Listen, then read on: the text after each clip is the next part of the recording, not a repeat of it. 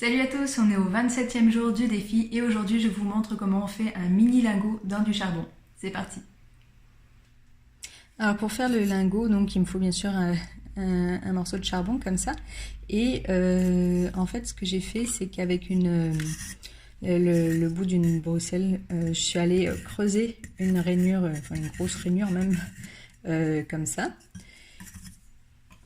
Et ensuite, bien sûr, il me faut du métal. Alors, c'est une technique que j'utilise, moi, plus pour de l'or, en fait. Quand j'ai des tout petits lingots d'or à faire, par exemple, pour faire un tout petit fil d'or, c'est ce que j'ai appris de plus pratique parce que ça sert à rien. Enfin, si j'ai 1 gramme d'or à utiliser, ça me sert à rien de faire un lingot et voilà, et souvent au début de toute façon quand on utilise l'or on n'en a pas beaucoup, on n'en achète pas beaucoup parce que ça coûte cher, donc ça peut être pratique.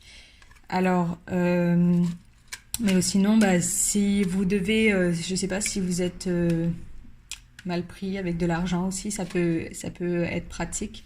Donc alors je vous conseille toujours comme ça d'avoir une boîte faite avec vos retailles d'argent que vous pourrez refondre par la suite, surtout si vous investissez carrément dans le matériel de fonte avec lingotière et compagnie. Ça c'est quand même ce qu'il y a de mieux.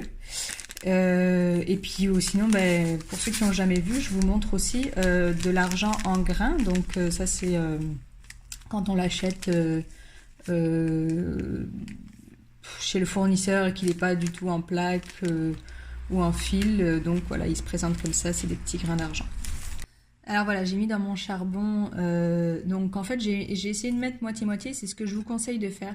Quand vous voulez refondre en fait du métal que vous avez déjà utilisé, c'est quand même mieux de le refondre avec une partie, à peu près la moitié de métal neuf, si on peut dire, donc en grains. Donc là j'ai mis voilà, une petite plaque, un bout de fil et quelques grains, et donc on va faire fondre ça. Donc j'utilise tout simplement le même petit chalumeau que j'utilise pour faire ma soudure, ma brasure, parce que là j'en ai pas beaucoup du métal.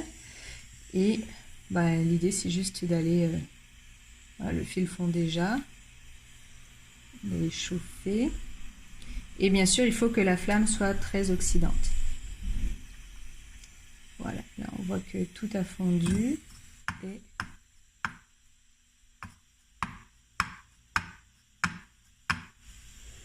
voilà. Donc là, on peut le prendre et le tremper tout de suite dans l'eau.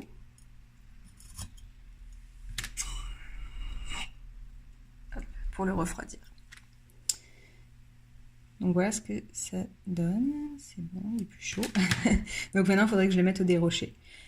Alors, à la fin, j'ai tapé comme ça, en fait, pour étaler un peu plus le mini, en fait c'est pas vraiment un lingot là, ça ressemble pas à un lingot, mais voilà le métal pour qu'il s'étale un peu plus. Par exemple si je veux former un fil ou le mettre en plaque, c'est plus facile de commencer à le laminer comme si on l'a un peu étalé que si c'est une boule, voilà encore voilà, qu'il est trop en boule en fait.